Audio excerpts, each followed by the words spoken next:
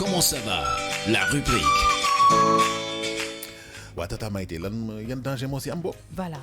dafa xew de. balaa ngay commencer bu yokkal naa la ci lentille aussi boole ko ci. waaw kay jërëjëf du ma may dara xale bi. si dafa garaaw loolu. garaaw de. alors déjà dañuy fàttali rek que ne faux cils faux ongles c'est une manière esthétique pour les femmes de se rendre encore plus belles, de pouvoir encore exprimer leur féminité moo tax la plupart ñu koy def. Alors, ce qui se passe, c'est que c'est beau, c'est joli et tout, mais c'est pas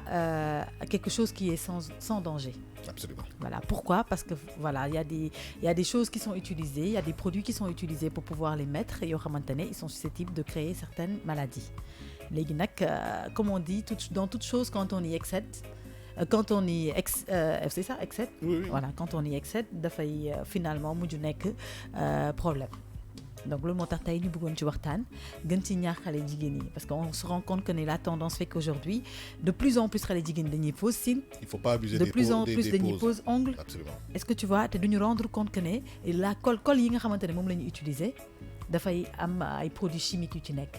Donc produits chimiques yooyu noonu dafay dem ba dafay jàpp sa bët yi. Colle rapide la bi. Voilà. Donc dafay jàpp sa bët yi parce que dafa am ay mélange yu ci nekk yoo xamante ne c'est susceptible de jàpp sa rétine bi jàpp sa bët bi de telle sorte que mën na la indil sax conjonctivite indil la conjonctivite baa mu indil la même cécité maanaam nga dem ba ñàkk ci sa bët maanaam dootoo mën a ci gis te loolu li koy indi mooy pose cils à répétition. En plus li ñu xamul mooy plus sa cils yi di gën a gudd plus ngay teg cils yu gudd plus ngay empêcher air dugg ci sa bët. Plus ngay liñ ci xamul tamit mooy dafay ŋàcc sa ndoxu bët. te ñoom xamuñu ko. day wàññi sa ndoxu bët ba pare day empêcher air bi nga xamante ne dafa war a dugg sa bët yi mu dugg ci. Donc du coup loolu ça fait partie de li nga xamante ne mooy dundal bët. Il faut que muy am ci bët ndox dafa war di am ci bët ba pare air dafa war di jàll ci bët. mooy tax nga mën a gis voilà justement. Donc plus ngay def ay cils yu gudd plus ngay empêcher sa regard di am effet bi mu war a am. Donc même boo ko seetloo sax ñun jigéen ñi d'habitude quand tu mets boo tegee pose cils da ngay gis ne tu as du mal da ngay sentir lourdeur bi nga xamante ne moom ngay am ci bët bi. Parce que dafay diis ba pare effectivement tu as tendance tout le temps à croire que day dugg sa biir bët yi que dafa am ay poils yu dugg sa bët yi alors que poils yi dugguñu ci biir bët bi en fait genre irritation lay def. yow doo ko rendre compte tu as l'impression que ne voilà du irritation que xam naa cils bee diis rek wala da nga ko tàmmul moo tax la plupart dañuy naan tàmmuma ko moo tax xam naa li ma ko tàmmul la li ma koy doog a def alors que ça n'a rien à voir yaa ngi irrité sa bët bi finalement lu esthétique nga bëgg mais finalement voilà, c'est inconfortable lu esthétique nga bëgg mais finalement c'est inconfortable alors on se rend compte que aussi de plus en plus il y a de nouveaux cils qui sont sortis nga gis ay 3D par-ci ay cils yoo xamante ne dañuy naan ay cils naturels la et cetera mais lépp loo xamante ne da nga koy teg ci sa bët te bokku ci rek mënta naturel force de le faire à répétition tu agresses ton œil voilà xoolal par exemple fii effet colle yi muy utiliser ci bët yi dafa dem ba mujj bi def ko defal voilà bu ñuy wax ne naturel du question ne lii bi matière cheveux bi xam naa ñoom moom la ñuy tuddee cheveux naturels comme ñun yu ñuy def ci suñu bopp yi man je pense que ne ñoom loolu la ñuy wax oui je sais on avait compris mais le problème mooy lépp loo xam ne rek dafa tegu si loo xam ne yàlla moom na la bindee ñun en fait on dit que c'est pas naturel voilà donc am na benn comment dirais-je am na benn ay produits yu ci nekk yoo xamante ne mën nañ leen comparer à de la séroxphtalmie donc loolu benn toxine la boo xamante ne dafay agresser sa bët yi. li nga doon wax nii sànq. voilà gis nga mooy dafa dem ba paupière bi dafa dem ba paupière bi dafa wàcc dafa dem ba paupière bi dafa irrité wu. tu vois parce que tout simplement les produits qui sont utilisés pour ñu mën a permettre cils boobu noonu mu mën a coller wu c'est des produits yoo xamante ne ils sont chimiques. Donc quand c'est un produit chimique forcément loo xam ne chimie la te bokkul ci yow évidemment dafay am ay effets contraires. réaction chimique kañ voilà réaction chimique da koy am. Alors ce qui est recommandé c'est de ne pas le faire régulièrement de le faire que de temps à autre mais am na jigéen ñoo xamante ne fréquence bi lan la c'est chaque 3 mois chaque 6 mois. bon de temps à autre c'est-à-dire occasionnellement quoi occasionnellement ça peut être une fois dans le mois comme ça peut être une fois par 6 mois voilà mais que ce soit pas répétitif maanaam tous les jours. Parce que tey plus ngay bàyyi cils bi ci sa bët maanaam nga teg ko nga pose cils nga bàyyi ko durée bi muy yàgg noonu ci sa bët bi plus muy gën a am effet négatif yi. C'est-à-dire peut-être tey nga teg ko tey def ci li nga ci def suba nga tekki ko ndànk dindi teg. toog benn période bu yàgg doo ko def laa mën na bañ a am autant d'effet mais bu fekkee ne da ngay teg cils nga bàyyi ko fa lu yàgg ci sa bët mu ngi gën a réagir effet chimique baa ngi gën a réagir yow sax da ngay gis sax de plus en plus col bi day décalé wu wala muy am ay kii loolu yëpp risque la. mën nga sax dem cil bi dagg dugg sa biir bët. gaañ la cil bi di dagg gis nga Mayte. cil li nga ci wax loo ci mënti dégg cil moo wóorul. wóorul moom loolu bët du caaxaan mooy nit bu amatul bët daanaka bu fekkee ne sax da nga ko judduwaale yàlla bindee la noonu xamoo li xew mais imagineel nga xam li xew di gis nekk sa belle vie jékki-jékki ay problème mu cils yoo xamante ne 2000 francs nga koy defee ci marché bi tax nga am ci benn laago li ci gën a graaw mooy boo demee marché yi ñu koy defee plus de 100 personnes ñooy toog xamoo yow nit kiy ubbi sa bët bi ban façon la xamoo fu mu jógee xamoo ko loxo yi set sax mooy deuxième la mais xamoo ban façon nit la gis nga fu mbooloo di daje façon doomu aadama bu nekk moom la daje yow nga daal di toog ñu ubbi sa bët bi nga am fit boobu jël ay affaire di ko ci def te léegi góor ak jigéen ñoo koy def góor ñëpp boo demee marché yi góor ñi dañuy poser jigéen ñi ay cils d'accord ok si mais dañ Facebook gisoon naa ko fi ay xale yu góor yoo xamante ne dañoo def ay cils di ragaju di def ay affaire wane woon nañ ko fi ay temps loolu buzz la fi woon je sais pas si gis ngeen ko wala gisuleen ko deuxièmement nga jël am na ñoo xam ne colu greffage la ñuy jël di ko defee ay cils di ko coller cils yi waxuma la yow mii di ko def mais ñu toog ci côté boobu yow bu ñu ubbee col bi sa bët yi day jooy ndax mante bu mu am ndax fort bi mu fort mante la am certes nag am na ñoo xamante ne nee nañ ay institut de beauté lañu yor dañoo dem jàng ay esthéticien lañ loolu mooy seen métier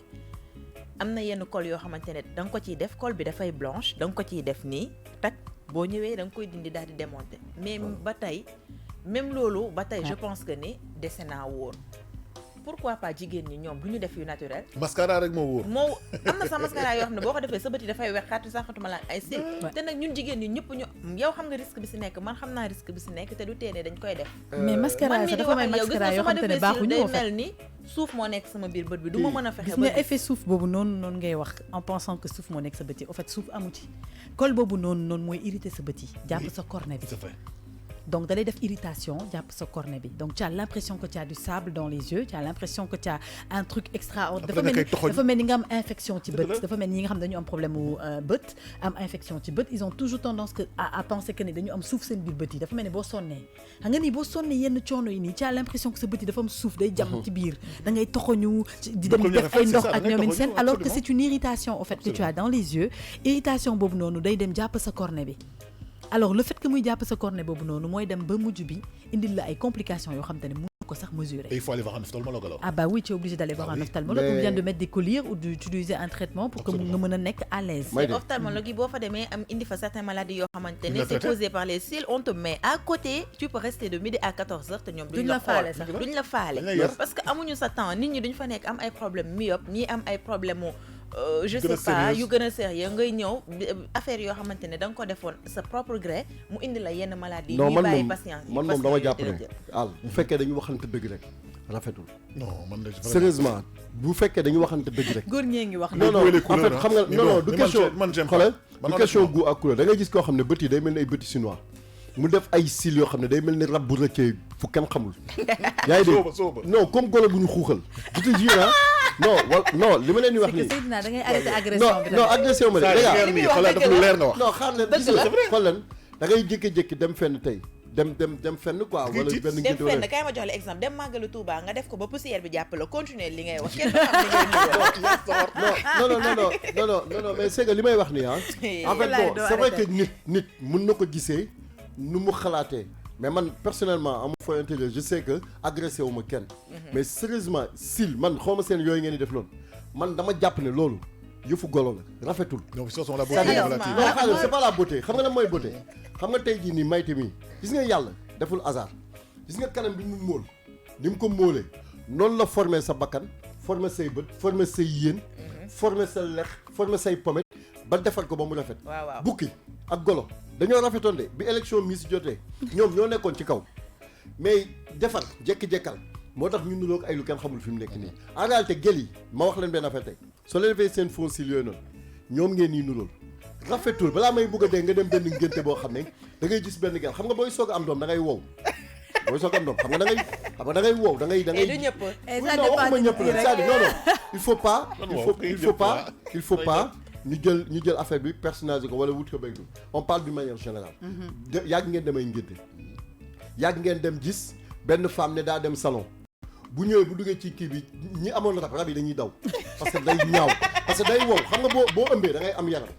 ndax kii bi non li ma leen wax nii du ay caaxaan da ngay gis boo ëmbee da ngay am yaram xam nga boo ëmbee ndax grossesse soo amee doom xam nga da ngay père léegi imagine toi nga ñëw def ay fossiles yoo xam ne nii lay def yéeg. dëgg la yaa ngi dégg nga def benn rouge à lèvres ñu jël la seen loolu ñu leen di tay seen kanam bi xaw ma nu mu tudd. fond de teint. duural la ko. waaw mu du méngoog sax sa teint normal. nga def 2 temps. nga def 2 temps al gis nga boo ñëwee yow pour yow toj nga jàkka yi de xam nga kañ nga koy xam 10 ans après maanaam boo demee ba situation bi nga nekkoon jàll. 10 ans bëri na boo commencé naan ruy ba nga commencé noddantiku ba gis photo yi da ngay bëgg a gaañu. mais wallahi da ngay gaañu non mais c'est que man li ma leen jox conseil moom franchement jigéen ñi boo leen bëggee dégg bu dee ñun góor yi man samay soxna duñ ko def da ngay gis koo xam ne day mel ni lu musiba mbaa bu kumba ñëw jël fossile def ko te man balaa may bëgg ki la ko gën a mën a def nag moo la gën a ñime xulle day ñëw ne la gunsu ay bët des fois nag nga gis non du yëpp ñoo ñaaw certes am na si yoo xamante ne dafa ñaaw mais am na si yenn yoo xamante ne oyof na boo ko si defee dafay rafet déglu ma déglu leen ma li ci gën a graaw tu sais lépp lu ñi nga xam ne dañuy def cils jël ko chaque jour que jëfee ñu koy def billaahi amatuñu ñoom cils naturel. mais parce te que yow ay day bët bu ci cils naturel col bi moo koy léegi lan moo lay protéger. xam nga là on parle ku nekk perception bi ngay am si cils wala faux cils ak ñoom seen ça c'est personnel. mais vraiment sur le plan médical. c'est déconseillé. Sur le plan médical, non C'est seulement c'est déconseillé. déconseillé, parce que quoi qu'on dise, tout ce qui est esthétique, tout ce qui ne fait pas partie de notre corps, loo xam ne tu dañ l'as ko ci rappelé. rajouter rek loolu baaxul. c'est-à-dire que rafet na nice na et cetera Rafetul. mais am na ay effets Rafetul. négatifs. Il faut pas qu'on pense que ne parce que dañ koy def et que amuñu sentir duñu ci dara rek et que chaque fois boo ko defee ça se passe bien tu penses que ne tout va bien. Au contraire, tu es en train d'agresser tes yeux sans le savoir. Et de fragiliser ton De épiderme. fragiliser ta épiderme, cornée, voilà, di oui. fragiliser man am naa seen benn cousine boo xam ne saa yu defee seen affaire yooyu noonu damay toog ay 4 jours di ko gént ndax de tellement daf may agressé damay traumatiser. daf may traumatiser pour te dire Mais non c'est que da ngay am ay bët yoo xam ne comme big bi la toll nga ñëw waaj a tayal la ci ay cils yoo xam ne saa yi nii la toll gis nga boo nee xuj nit ki day tiit. waaw yow xoolal on a compris que bëgguloo ko léegi bàyyi ko mu terminer. voilà mais léegi ak ongles yi aussi. waaw mais justement damay fa laa doon jëm si léegi nii donc juste pour attirer attention aux nit ñi et leur dire que ne ok on n'interdit pas de chercher à être belle parce que on est là aussi pour s'embellir pour faire des choses c'est créé donc il faut qu'on les utilise ce qui est créé mais nañ ko utiliser à un rythme boo xamante ne du nekk inconvénient ci ñun te pare kuy teg cils ku ne na nga xool bu baax produit bi ñu lay tegalee cils man mënuma d'accord nga ñëw rek toog ne tegal leen ma cils te xooluloo derrière nit ki lan lay utiliser comme produit parce que am na ay nit yoo xam dañu kàccoor pour mën a gagner de l'argent ils sont prêts à tout donc yow doo xam ban col la ñuy utiliser y a des cils yoo xam dañuy ànd ak seen col yooyu sax c'est pas grave yooyu mën naa comprendre ne boo ko tegee boo paree da ngay teggi mu dañ mais am na yoo xam ne dañuy utiliser si boppam col bu bokkul pour mën la ko tegal bu am menthe comprendre nga nga koy dindi mu yóbbaale sa cils yi nga dese yëpp nga xam te ne ñooy sa cils naturel comme Laari ni mu ko waxee sànq nga teg ko sa bët yi di irrité wu nga teg ko sa cornée nga sentir ne yow sa biir bët bi si boppam cornée bët bi mu ngi métti nga sentir sa booru bët yi mooy angle bët yi nii ñu xonk cuy mais pose-toi des questions à savoir lan moo tax pare nga dolli ci lentille nag waaw lentille moom kenn waxaaleetu ko lentille ça a été très bien prescrit lentille dafa am soin yu ñu ci war a def pour nga mën ko teg sa bët lentille bañ nak ba dafay xotti bët lentille c'est du verre c'est pas du plastique il faut pas qu'on oublie ça des lentilles ce sont des verres fins yoo xamante ne pour un moindre faux pas mu dagg sa cornée bi lentille originale dagg sa rétine bi dëgg la non c'est pour te faire comprendre que ne muy original di non original même si c'est du plastique fin bu la mën a gaañ. mais plastique bi moo si gën a grave parce que naaj bi bu tàngee mën na. pour revenir waaw mais justement c'est pour t'expliquer que ne lépp li nga xam ne dafa esthétique te bokkul ci yow nga koy placer nga koy utiliser da nga ci am noo koy utiliser ak noo koy defee pour bañ a am effet secondaire soo mënulee teg lentille sa bët bul ko essayer soo mënulee prendre soin de lentille bi maanaam mën ko nettoyer mën ko teg dans des dispositions yoo xam ne c'est recommandé par les médecins parce que ñi la koy jaay ce sont des médecins qui ont donné des consignes par rapport à ça bañ nag dafa am sax nu mu tuddati dañ lay jox étui jox la ndox bi jox la lépp li nga xam te ne moo lay jox la notice voilà jox la notice boo xam ne moo lay wax na nga koy defee soo ko mënulee bul ko def parce que boo ko defee te mënuloo ko lu la ci fekk yaa tooñ sa bopp et bët dafa sensible absolument bokk na ci li nga xam ne ci dundum nit boo ko ñàkkee mooy ñàkk nga lu bëri absolument du dëgg absolument jóge ci loolu dem ci faux ongles yi wee nag moom ñëpp xam nañ ne gis nga partie wu wee bi nii maanaam lii di entouré wee bi loolu yàpp la chair la il faut pas qu'on l'oublie dafa mel ni li nekk ci suufu wee bi chair la te chair nag bu amee lu ci teg loo xamante ne normalul wala lu ko mën a infecté wala lu ko mën a indil ay problème bu la leeree ba leer ne jàmm dootoo ko amati rek muy maa la ko wax ci panel yi da ngay mujjee non seulement mycose lay def mycose bi day mujj nekk champignon boo xamante ne di nga ko bëgg traité mu tëla parce que li ñu comprendre mooy quand tu poses un ongle ci kaw wee bi nga koy teg mais da ngay laalaale angle yi nga xamante ne foofu la chair bi nekk angle yooyu nag ñooy dem ba infecté wu def mycose comprendre nga dem ba defal la ay soucis yoo xamante ne doo xam noo koy defee te loolu lan moo koy indi col yi ñu ciy def la du crazy ñëpp xam nañ ne toog mënuma la sax expliquer nan lañ constituer crazy bañ na ko ba comme ni ko Laari doon waxee sànq crazy da ngay tijji bouchon bi rek nga am envie xëm dëgg la tellement que xet bi foor na xet bi ni mu fooree noonu le produit bi fooree donc ni mu amee effet négatif ci fenn foo koy teg par exemple crazy da nga koy sotti ci benn endroit gis foofu lakk donc ni ngay gisee foofu lakk c'est ce qui prouve que ne loolu dafa baaxul c'est dangereux c'est quelque chose qui peut te blesser donc imagine toi nga koy def régulièrement ci say ba pare Mayte léegi boo paree def crazy bi ñu liimal la ko ba jël coton bi def ci Selina loolu day mel ni da ngay sukuraat ndax waa kay léegi Mayte je pense que quel conseil pratique tu donnes aux gens pour affaire faux ongles faux cils? Alors le conseil que je donnerais d'abord je vais dire que on ne dit pas que ce n'est pas bien mais on dit que c'est dangereux à force d'en abuser. Alors, on ne peut pas empêcher quelqu'un pour un jour ou pour une fois en passant de faire des faux ongles pour peut-être s'embellir, pour faire belle, etc. Mais, boo defee say faux ongles ba pare par exemple boo teggee say faux ongles da ngay utiliser ay produits yoo xam te ne dañ la koy jox pour nga mën a dundalaat wee bi. D'accord. C'est des huiles qu'on te donne, il y a des produits yoo xam ne ay huile la yoo xam ne da nga koy diw ci wee bi pour mu renaître wee bi. D'accord. maanaam mu enlever yenn imperfections yi ci nekk defaraat wee bi ba wee bi normalaat nga toog 1 mois wala peut-être 2 semaines ou plus de 2 semaines avant ngay tegaat ay wee si sa loxo pour éviter que ngay am champignon yooyu noonu ma doon wax noonu pour éviter que ngay agresser sa wee yi parce que partie yooyu noonu dafa sensible. D'accord. Loolu mooy premier conseil. Pour ceux qui mettent des fossiles, etc., des lentilles dans leurs yeux aussi, pareil. Ce ne sont pas des choses à mettre tous les jours. Il faut les éviter parce que dafay irriter sa bët mën na laal sa cornée bi defal la infection boo xam ne doo xam foo koy fajee. te tamit il faut savoir que quand on utilise des produits comme ça yoo xam te ne ils sont toxiques il faut parfois avoir dem ci ophtalmologue mu jox la ay collyre yoo xam te ne après da nga koy def ci sa bët pour que boo dindee par exemple si lii nga def collyre yooyu pour dindi irritation bi maanaam pour faj infection boobu noonu nga xam te ne peut-être mën nga ko am derrière donc nañu bàyyi xel ci loolu bu baax a baax j'ai voulu attirer l'attention parce qu'on se rend compte qu'avec la tendance aujourd'hui les jeunes abusent sur les fossiles, abusent sur les pose ongles donc ce n'est pas recommandé. Ok. Voilà donc